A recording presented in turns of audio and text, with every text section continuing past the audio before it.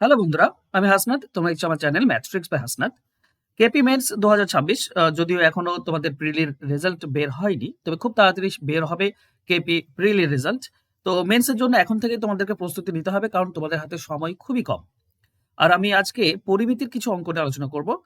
আজকে 5 নম্বর ক্লাস, তো এর আগে 4টি ক্লাস রয়েছে, তোমরা নিচে ডেসক্রিপশন বক্সে সেগুলো লিঙ্ক পেয়ে যাবে, দেখে নিও। তো চলো, কেপি মেন্সের জন্য আমরা পরিমিতি থেকে কিছু অঙ্ক করি।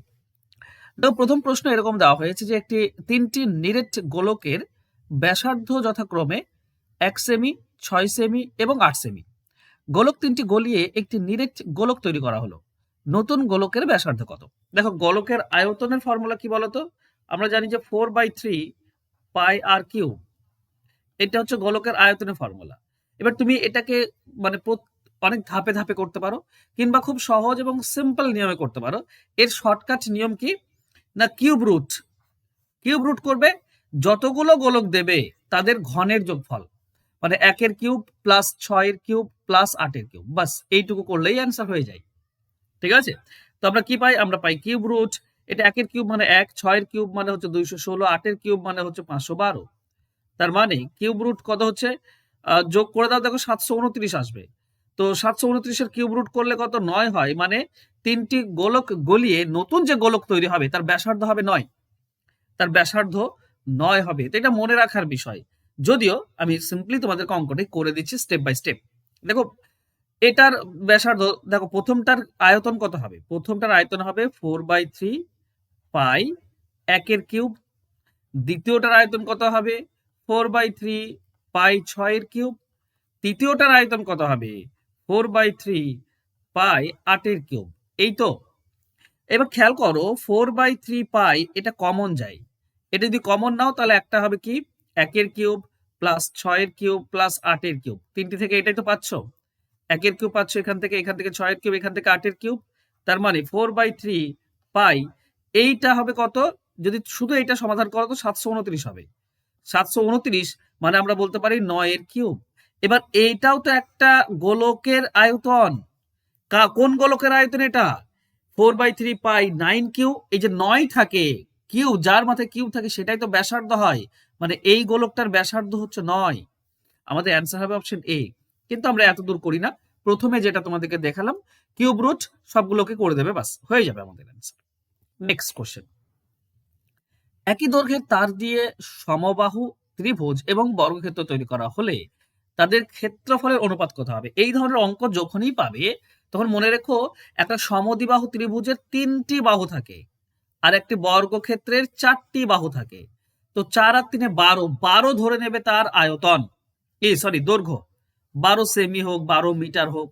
যদি 12 পরিসীমা, মানে এটার পরিসীমা 12, এটার পরিসীমা 12, 12 পরিসীমা হলে এটা হবে 4 সেমি, 4 সেমি, 4 সেমি, 12। আর এটা হবে 3 সেমি, 3 সেমি, 3 সেমি, 3 সেমি, 12। এবার দেখো ক্ষেত্রফল কি হবে? সমবাহু ত্রিভুজের ক্ষেত্রফল কি? √3/4 ইন্টু বাহু স্কোয়ার, √3/4 ইন্টু বাহু স্কোয়ার। আর বর্গক্ষেত্রের ক্ষেত্রফল কি? না, বাহু স্কোয়ার, তাই না? তো এখানে খেয়াল করো, এই একটা 4-এর জন্য এই কারণে শুধু 4 থাকবে।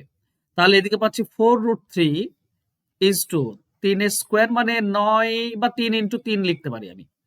কেন লিখলাম পরে বলছি। এখন দেখো 4 আছে, 4, এদিকে একটা √3 সঙ্গে এই √3 কাটলে, 3 কাটলে √3 থাকবে, তাই না? মানে 3 মানে তো দুটি √3, তো একটা কাটলে একটা √3 থেকে যাবে, তার মানে এদিকে যাবে 3√3। এটাই হবে আমাদের অনুপাত। 4:3√3, অপশন সি হবে সঠিক উত্তর। ক্লিয়ার? আশা করছি বুঝতে পারছো। তোমাদের যদি কঠিন মনে হয় তাহলে কিন্তু তোমাদেরকে আরো ডিটেলসে ব্যাখ্যা করে বোঝাতে হবে। আর মেন্সের জন্য প্রিপারেশন নিচ্ছ মানে আমার ধারণা তোমরা একটু একটু অঙ্ক পারো। তারপরে যদি শেখাই তাহলে আর অতটা ডিটেলসে শিখিয়ে লাভ নেই তোমাদেরকে, তাই না? সময় নষ্ট হবে তোমাদের। চলো নেক্সট। দেখো, বলা হয়েছে একটি আয়তাকার মাঠের কর্ণ 50 এবং একটি বাহু 48, বলতে হবে প্রতি বর্গ মিটারে 24 টাকা হিসেবে মাঠে ঘাস কাটতে কত খরচ হবে। মানে আমাকে মাঠটির ক্ষেত্রফল বের করতে হবে। ওকে, একটা আয়তাকার মাঠ, এর কর্ণ বলা হয়েছে 50 আর একটি বাহু বলেছে 48। আচ্ছা, তার মানে লম্বটা বলেনি, প্রস্থটা বলেনি। প্রস্থ বের করতে হবে, বা লম্ব বলতে পারো। লম্ব বা প্রস্থ একই জিনিস। এটা বের করার নিয়ম কি? √আন্ডার অতিভুজ স্কোয়ার, মানে এখানে কর্ণটাই হচ্ছে অতিভুজ। যদি আমি এটা একটা ত্রিভুজ কল্পনা করি, মাইনাস ভূমি স্কোয়ার, এইটাই তো।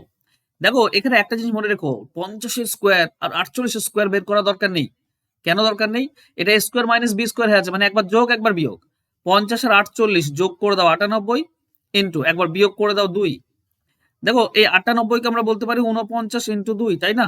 এটাও তো 98, 49 ইন্টু 2 মানে 49 এর জন্য 7 বেরিয়ে আসবে, আর দুটি 2 এর জন্য 2 বেরিয়ে আসবে, মানে 14। তার মানে লম্বটা হচ্ছে 14। আচ্ছা তাহলে ক্ষেত্রফল কি এই আয়তক্ষেত্রের? এই আয়তক্ষেত্রফল হবে দৈর্ঘ্য ইন্টু প্রস্থ। দৈর্ঘ্য 48, প্রস্থ হচ্ছে 14। আচ্ছা কত টাকা খরচ হয়? 24 টাকা করে খরচ হয় প্রতি বর্গ মিটার। 24 দিয়ে গুণ, বাস এটা করলে অ্যান্সার। 4 4 16, ওকে 6 8 48, শেষে 8, শেষে 8 অনেকগুলোতে আছে, যত সম্ভব অপশন বি উত্তর হবে। এই গুণটা তোমাকে করতে হবে, ঠিক আছে? আমি বলছি না। আচ্ছা করার নিয়মটাও শিখে নাও। এই 14 বাদ দিয়ে এটা তুমি লিখবে 7 2, আর 14 দিয়ে করতে পারলে করে দাও, এমন নয় যে 14 দিয়ে করা যায় না, 14 দিয়ে করা যায়, তো তুমি করে দেবে, ঠিক আছে? এমন নয় যে করা যায় না। ওকে, কত হবে? 14 8 কত হয়? 14 8 হচ্ছে তোমার 112, 112 2। আমি আচ্ছা 2 লাইনে করছি, হ্যাঁ, তোমাদেরকে শেখানোর জন্য এটা করছি, এক লাইন এক্সট্রা, তাছাড়া আমি কিন্তু করতাম না, ভালো করে বোঝো। ওকে, দেখো কত হয়? 14 14 8 হচ্ছে 112, 112 2 নামে হাতে থাকে 11, 14 4 56, 56 আর 11 হচ্ছে তোমার 67, তাই তো? 672 ইন্টু 24 আছে, 24 কে আমরা কি করতে পারি? 4 ইন্টু 6, কারণ 24 দিয়ে গুণ করা খুব মুশকিল, কিন্তু 4 এবং 6 দিয়ে গুণ করা সহজ, তাই না? 4 দিয়ে গুণ করলে 4 2 8, 4 7 88, 8 হাতে 2 থাকে, 4 6 24 আর 2 26 ইন্টু 6 একটা আছে, এবার 6 দিয়ে গুণ করে দাও। 6 8 48, 8 হাতে থেকে 4, 6 8 48 আর 4 52 2, ওকে হাতে থেকে 5, 6 6 36 আর 5 41, থাকে 4, 6 6 6 2 12 আর 4, 12 আর 4 16, তো 16 128 কোনটা আছে? 16 128 অপশন বি তে আছে, তো অপশন বি হবে উত্তর, ঠিক আছে? এই যে ব্যাপারটা না, এটা তোমাদেরকে নিজে করতে হবে, কিচ্ছু করার নেই। চলো নেক্সট কোশ্চেন। একটি আয়তক্ষেত্রের দৈর্ঘ্য প্রস্থে 3 গুণ এবং পরিসীমা 96। একটা জিনিস মনে রেখো, এই পরিসীমা হচ্ছে সব থেকে ইম্পর্টেন্ট জিনিস আয়তক্ষেত্র এবং বর্গক্ষেত্রে। দেখো পরিসীমা 96 বলেছে, তার মানে দৈর্ঘ্য আর প্রস্থের যোগফল কত হবে জানো? দৈর্ঘ্য প্লাস প্রস্থ, এর যোগফল কি হবে? এই 96 অর্ধেক হয় 48 হয়, এটা মনে থাকবে। মানে দেখো একটা দৈর্ঘ্য আর একটা প্রস্থ, এটা হচ্ছে অর্ধেক পরিসীমা। এটা একটা দৈর্ঘ্য আর একটা প্রস্থ যোগ করলে অর্ধেক পরিসীমা হয়, আবার একটা দৈর্ঘ্য আবার একটা প্রস্থ, তাহলে পুরো পরিসীমা। আমার তো পুরো দরকার নেই, শুধু দৈর্ঘ্য প্রস্থ যোগ মানে অর্ধেক পরিসীমা, মানে 48 96 অর্ধেক 48, ঠিক আছে? হ্যাঁ, এবার যেটা বোঝাচ্ছিলাম, এখানে দৈর্ঘ্য প্রস্থের 3 গুণ, তাহলে দৈর্ঘ্য যদি 3x হয়, প্রস্থ হবে x, দৈর্ঘ্য 3 গুণ হবে, এটা হচ্ছে 48, তার মানে 4x হচ্ছে 48, তাহলে x এর ভ্যালু কত হচ্ছে? 12। x এর ভ্যালু 12, তার মানে প্রস্থ হচ্ছে 12, আর 12 3 36 হচ্ছে দৈর্ঘ্য, 3 গুণ দৈর্ঘ্য হবে। এই দুটি গুণ করলেই তো ক্ষেত্রফল। 12 6 72, 7 থাকে, 12 3 36 আর 7 43, 432। অ্যান্সার হবে অপশন ডি। ক্লিয়ার হচ্ছে তোমাদের?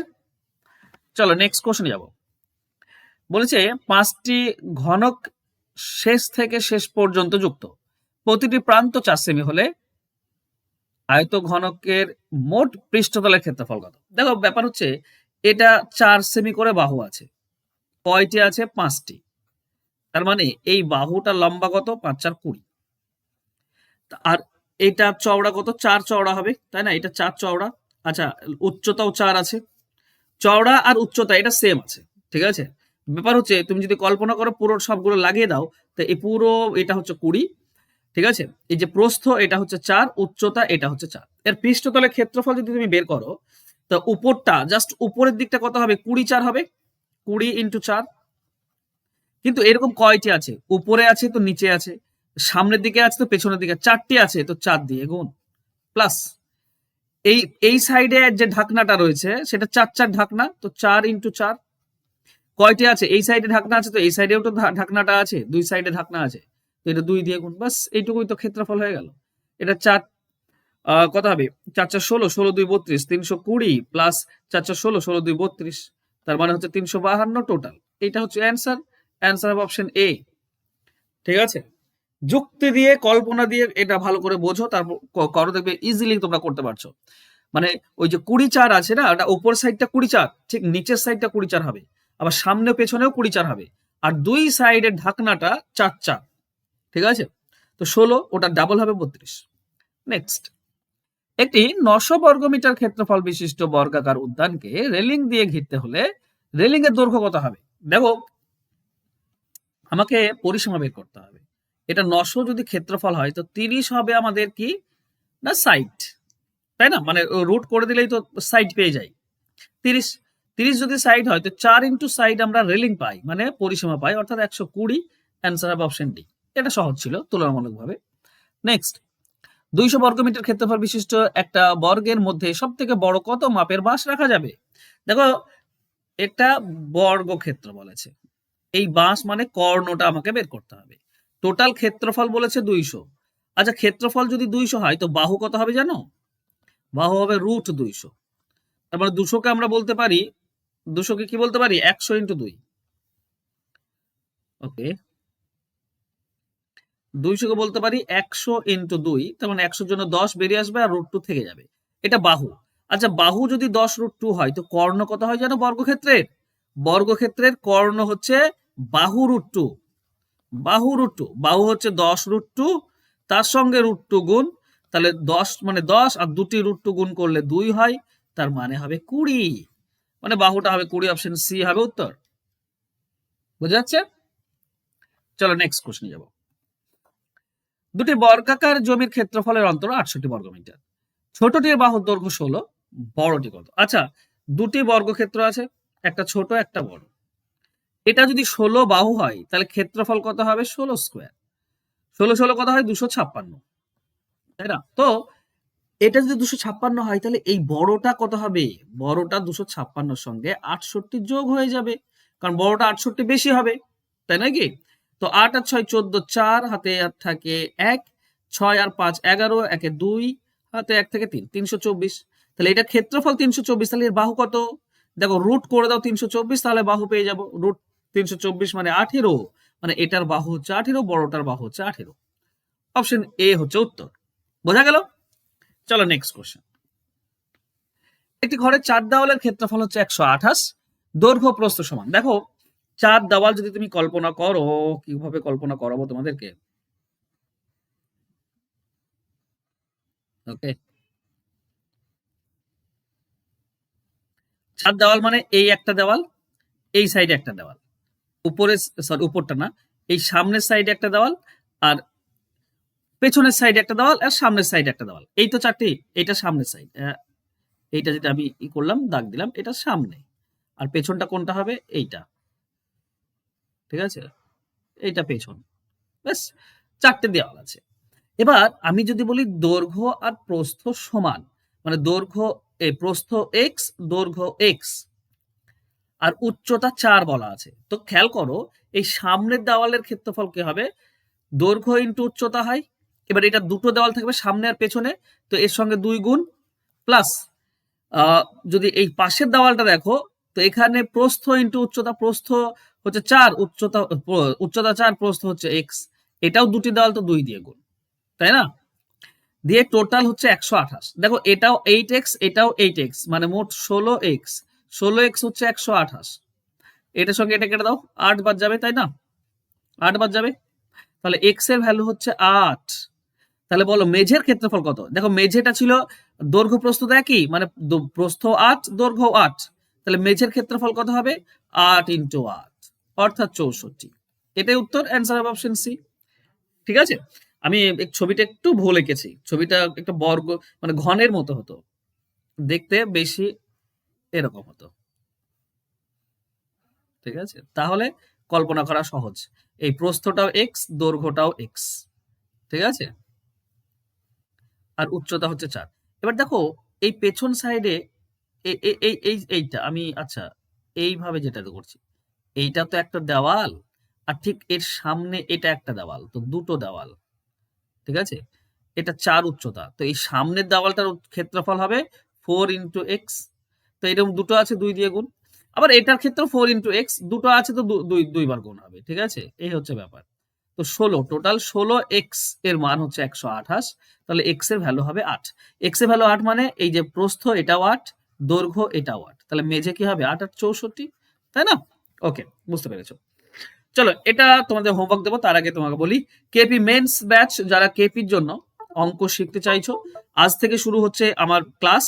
গুগল মিটে লাইভ ক্লাস তোমার পেয়ে যাবে, লাইভ ক্লাস হবে, পরে রেকর্ডেড ক্লাস পাবে পিডিএফ সহ।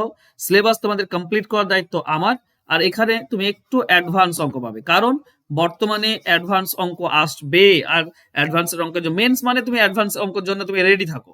তো অ্যাডভান্স অঙ্ক আমি তোমাদের করাবো, প্লাস মক টেস্ট তোমাদের এখানে করাবো। 2 মাস সময় আছে, 2 মাসের চেষ্টা করবো যতদূর পারি তোমাদেরকে ক্লাস করানোর। ঠিক আছে, এই যে আমার ফোন, এই নাম্বারে হোয়াটসঅ্যাপ করতে পারো বা কল করে নিতে পারো। ঠিক আছে, মাত্র 299 টাকা হচ্ছে কোর্স ফি। এই 299 টাকা দিয়েই তুমি কিন্তু পুরো 2 মাস ক্লাস করতে পারবে, এবং তুমি A to Z পেয়ে যাবে কেপি মেন্সের জন্য। ওকে, আর তোমাদের জন্য একটা হোমওয়ার্ক রাখা হয়েছে, তো অ্যান্সার দাও দেখি। একটি আয়তক্ষেত্রের দৈর্ঘ্য 60% কমানো হলো, আয়তক্ষেত্রটির ক্ষেত্রফল একই রাখতে প্রস্থ কতটা বাড়াতে হবে? অপশন দেওয়া আছে, লিখো হোমওয়ার্ক আর তোমাদের অ্যান্সার আমাকে কমেন্ট বক্সে কমেন্ট করে দাও। আমি জানি তোমাদের ক্লাস ভালো লেগেছে, ক্লাস ভালো লাগলে অবশ্যই একটা লাইক করে দিও। Thank you so much, by.